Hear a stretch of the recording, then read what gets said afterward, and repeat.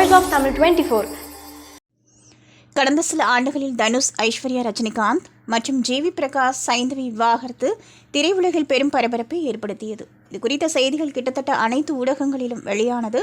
இந்நிலையில் ஐஸ்வர்யா, ரஜினிகாந்த் மற்றும் சைந்தவி விவாகரத்தை அடுத்து தற்போது நமீதாவும் விவாகரத்து செய்யப்போவதாக சமூக வலைதளங்களில் வதந்திகள் பரவி வருகிறது.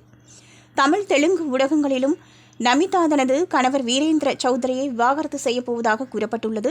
கடந்த 2017ஆம் ஆண்டு வீரேந்திர சௌத்ரி என்பவரை நமீதா திருமணம் செய்து கொண்ட நிலையில் கடந்த 2022ஆம் ஆண்டு இந்த தம்பதிக்கு இரட்டை குழந்தைகள் பிறந்தது. இந்நிலையில் விவாகரத்து குறித்து பரவி வரும் வதந்தி குறித்து நமீதா கூறுகையில், எங்களை பற்றி இப்படி ஒரு வதந்தி பரவி வருவது சில நாட்களுக்கு முன்தான் எனக்கு தெரிய வந்தது. இதனை அடுத்துதான் நான் என் கணவருடன் இருக்கும் புகைப்படங்களை வெளியிட்டிருந்தேன்.